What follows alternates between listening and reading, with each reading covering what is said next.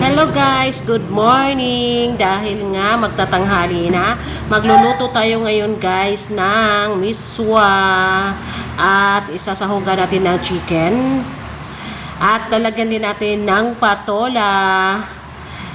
Yan, so kailangan din natin ng sibuyas, ng bawang, ng kamatis.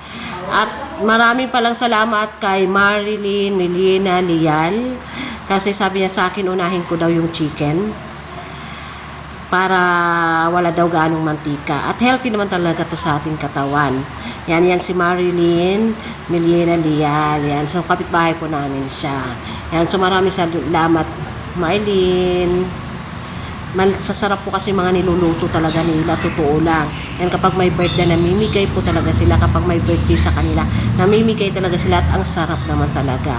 Yan, so nandito na nga tayo sa kawali guys. Wala yung mantika kasi sabi nga ni Marilyn Melina Lial, try ko daw muna walang mantika. Yan po yung pinagprituhan ko kanina sa ulam ng aking anak, pero walang mantika na.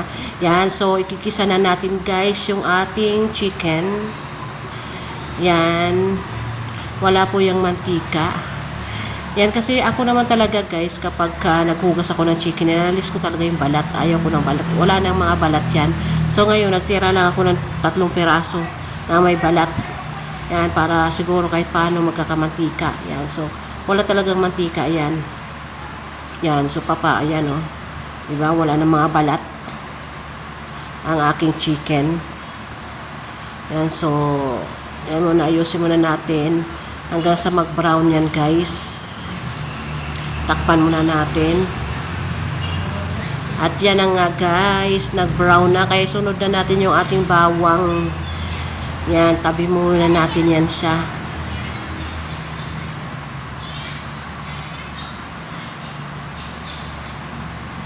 Diba, brown na talaga yan. Tabi muna natin. At sunod natin yung bawang, sibuyas. Gisahin na natin dyan. Yan, maluluto na rin yan. Diba? Then, sunod natin yung ating kamatis. Yan, gisahin natin ng gusto guys. At halo na natin. Yan, ganyan lang yan guys. Yan, nag-brown na. Lutong-luto na talaga yung chicken. At lisin natin. At ilagay naman natin yung isang lagayan na may tubig.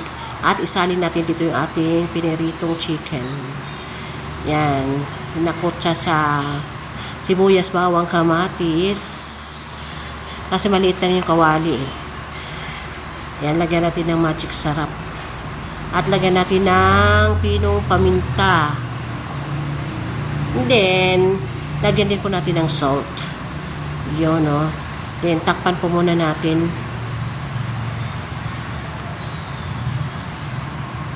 Takpan muna natin hanggang sa kumulo guys. Nang sa ganon ay maluto ng gusto talaga. Yan. Kumulo na siya guys. Kung isunod na natin yung ating patola. Yan o.